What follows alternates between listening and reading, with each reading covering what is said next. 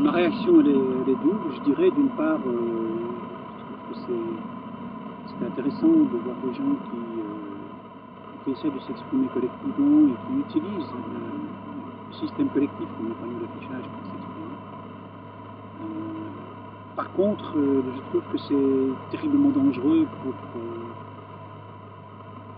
pour l'aspect démocratique du système représentatif, de jouer avec les règles du système représentatif. Et c'est pour ça que je suis très, très méfiant aussi par rapport à la démarche, parce que je trouve que cette démarche risque de montrer que la politique c'est qu'un jeu. Or, autant je comprends que des gens dénoncent des acteurs du système qui dévoient le système, qui le cassent, etc., ou qui le dénaturent, ou qui lui enlèvent de sa pertinence et de sa légitimité, autant, je dirais, je trouve que attaquer le principe même de la décision collective qui s'exprime chez nous par le système représentatif, qu'on peut critiquer en tant que tel, mais je veux dire, mais qui n'est pas critiqué en tant que tel par le parti comptant. Dont le système peut être critiqué pour être amélioré, hein, pour faire plus de décisions participatives, pour amener à plus d'éveil critique, ce qu'on appelait il y a encore 30 ans l'éducation permanente, donc réfléchir sur le système collectif, comment les pouvoirs se font chez nous, comment les gens qui ont du pouvoir gardent le pouvoir, comment, voilà, tout ça, ça me semble vraiment utile et important, mais critiquer se moquer, je dirais, du système de décision collective me semble, je dirais, aussi dangereux que la démarche de Coluche en 1981 quand il a voulu se présenter aux élections présidentielles. Je trouve que là, il y a une sorte d'antagonisme en soi entre la volonté de dire qu'il n'y a pas assez d'ouverture culturelle à la création actuelle, etc., qui me semble effectivement une demande légitime, enfin une parole légitime, et le fait d'utiliser le système pour dire regardez, nous on se moque d'eux tout le temps, avec le risque effectivement d'être élu. Il ne faut pas négliger ce fait-là. Je veux dire, ça veut dire que le fait même de déposer une liste risque d'enlever à des listes qui sont plus ou moins proche de la démarche que vous voulez faire, ou que vous dites que vous voulez faire, et ça risque de leur enlever un siège. Je pense que se moquer du système démocratique, ça ne mène jamais à déforcer les puissants. Ça mène à déforcer les gens qui représentent la classe moyenne inférieure, la classe qui est le moins proche du pouvoir. C'est ceux-là qui ont besoin du système. Et donc c'est ça que je crains.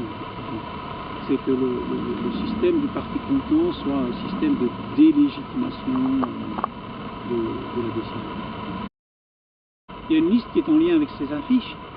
Je dirais, c'est pas comme si les affiches étaient déconnectées de la réalité électorale. D'ailleurs, c'est comme ça que vous l'avez justifié. Pour pouvoir avoir une place sur les panneaux, il faut qu'on dépose une liste. Donc ça veut dire qu'il y a un lien entre les deux. Et donc ça veut dire que ces affiches ne sont pas anodines, elles ne sont pas sans lien. Il y a un lien avec une présence sur des listes. Et effectivement, moi je pense que le lien est là. On ne peut pas faire comme si ça n'existait pas. Et le lien est évidemment ironique. Au sens étymologique, si vous voulez, hein, dans le sens ça pose question. Mais ça pose question, et effectivement, ça pose question de façon sarcastique. Qu'est-ce que vous êtes en train de faire quand vous regardez ces panneaux, etc.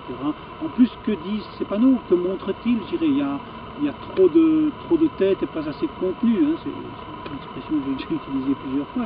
C'est clair, ces panneaux sont d'une inventivité esthétique nulle. Hein. Voilà, donc c'est clair. Mais leur objectif n'est pas celui-là. Leur objectif est juste de rassurer la personne qui est sur les listes, parce qu'elle croit qu'en montrant sa tête, elle va gagner des voix, alors que le lien entre les deux est absolument nul. Et comme vous le proposez dans un contexte électoral, le citoyen qui lit le panneau n'est pas vierge, il lit un panneau électoral. Autrement dit, il va se poser tout de suite la question, qu'est-ce qu'ils me disent par rapport aux élections. Donc il va se faire interpeller dans le cadre électoral. Donc autrement dit, le lien entre le parti, la place même de l'affichage pour le parti et les types d'affiches est évident pour les gens, puisque le contexte est là. C'est le contexte qui va imposer la lecture. On ne lit jamais un texte sans son contexte. Et donc effectivement, quand on va lire une affiche sur un panneau électoral, si cette affiche reste, si elle n'est pas surcollée, cette affiche va être interprétée dans un contexte électoral.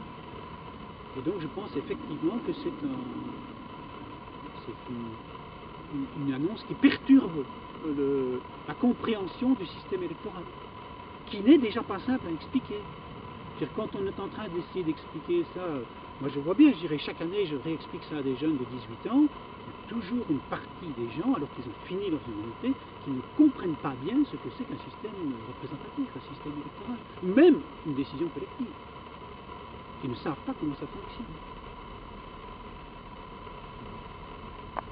Donc je pense que le risque de contextualisation de l'affiche comme ayant du sens par rapport à des élections est maximal. N'importe quel artiste étranger qui prendra distance par rapport au système représentatif, ce qui est logique, je dirais, va être lu dans une logique représentative.